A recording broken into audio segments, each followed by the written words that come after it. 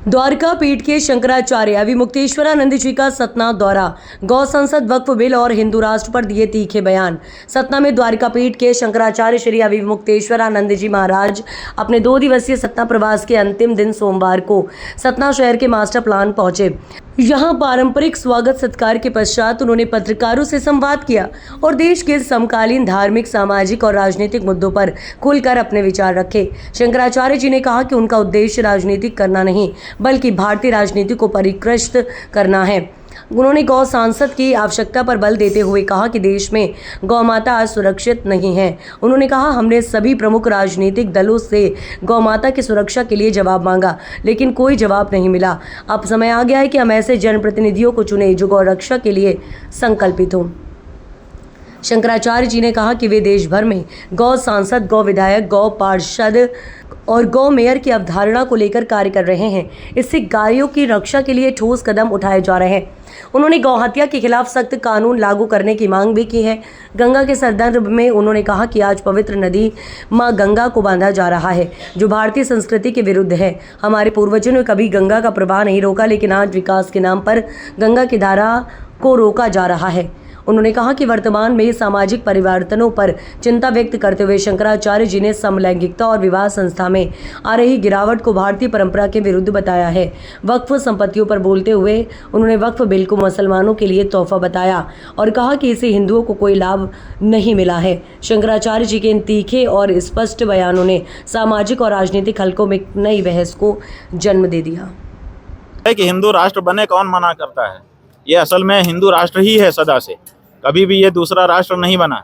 यहाँ पे भले दूसरे लोग आकर के कुछ देर तक शासन करके चले गए, लेकिन इस देश की जो जनता है वही तो राष्ट्र होती है और वो कभी भी हिंदू से इतर नहीं रही। आज भी हिंदू ही बहुमत में है यहाँ पर। तो जहाँ पर बहुमत का शासन है वहाँ पर जो बहुमत में होगा उसी का तो माना जाएगा देश। तो जब हम हिंदू इस देश में बहुमत में है तो ये हिंदू देश है। लेकिन संवैधानिक रूप से इसको हिंदू राष्ट्र घोषित करने की जो बात कही जाती है वो भी अगर सचमुच में हो तो हम उसका स्वागत करते हैं, लेकिन असल में सचमुच में नहीं है, वो छलावा है।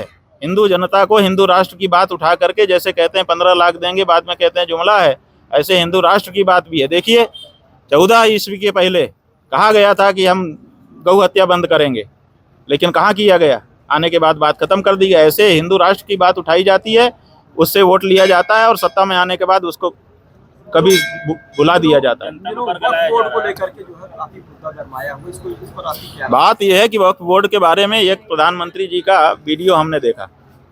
वो कुछ मुस्लिम लोगों के साथ बैठे हुए हैं, धर्मगुरुओं के साथ, और उनसे बातचीत हो रही है और वो प्रधानमंत्री जी स्वयं कह रहे हैं कि 1 साल से ज़्यादा आप लोगों के साथ जाने कितनी बार हमारी बैठक हुई।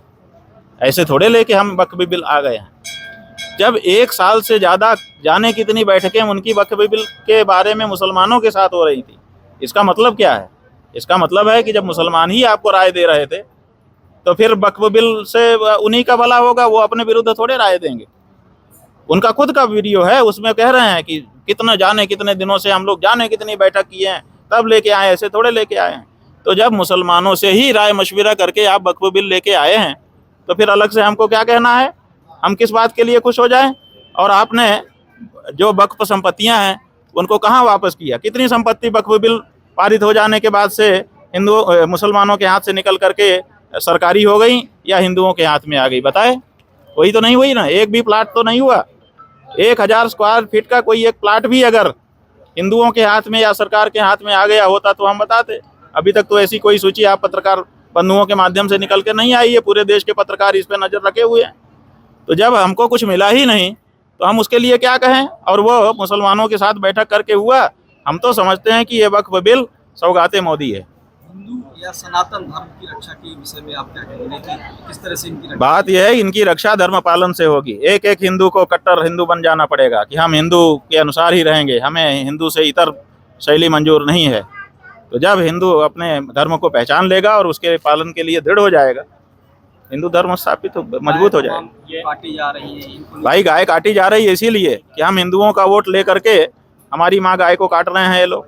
इसलिए अब उन नेताओं को वोट देना बंद करना पड़ेगा, उन पार्टियों को वोट देना बंद करना पड़ेगा जिनका ये इतिहास हो चुका कि इन्होंने हमारे वोट लिए और हमारी गौ माता को काटा और बेचा। हर पार्टी को हत्यारी है।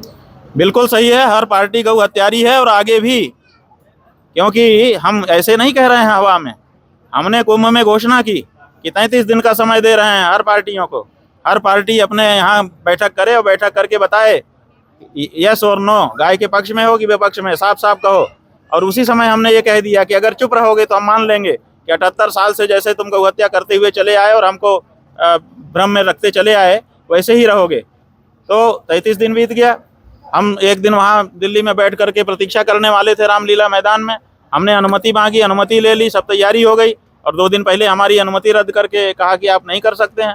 फिर हमने नया कार्यक्रम बनाया कि हम चलो एक जगह बैठ करके नहीं, हम तुम्हारे कार्यालय आ रहे हैं, वहीं पूछ लेंगे तुमसे कि तो बताओ गाय के बारे में तुम्हारा क्या है। तो हम हर पार्टी के दरवाजे पे जा चुके बंधु। ये इतिहास में पहली बार हुआ जब देश का शंकराचार्य भारत की हर राजनीतिक पार्टी के दरवाजे पर गया और बड़ी इज्जत के साथ, बड़े अदब के साथ उनसे हमने पूछा कि बताइए आपके मन में गाय के बारे में क्या बात है। वही पार्टी तो नहीं बोल रही है, सब चुप हो गए।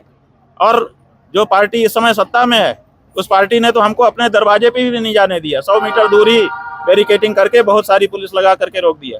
तो इससे पता चल गया कि किसी पार्टी के मन में गौ रक्षा की भावना नहीं है। हम परीक्षा करके तब ये बात कह रहे हैं और इसीलिए हिंदुओं को ये बात समझने की जरूरत है कि अगर इसी पैटर्न पर अपना वोट देना जारी रखा उन्होंने तो उनकी गाय कभी रक्षित नहीं होगी, वो बोटी बोटी काट करके समाप्त कर दी जाएगी और चित्रों में भी देख पाना कठिन हो जाएगा। महाराज जी इसके लिए अगली मुहिम क्या होगी? हमारी मुहिम जारी है। 33 कोटि गौ मतदाता, 3 लाख श्री रामाधाम, कुछ हजार जो बूचड़ खाने, सुधरे तो हो गौ का काम। एक दोहे में हम अपनी पूरी योजना बता रहे हैं। आप सतना आए, बहुत सौभाग्य की बात है हम लोग सबके लिए। सतना वासियों को विशेष संदेश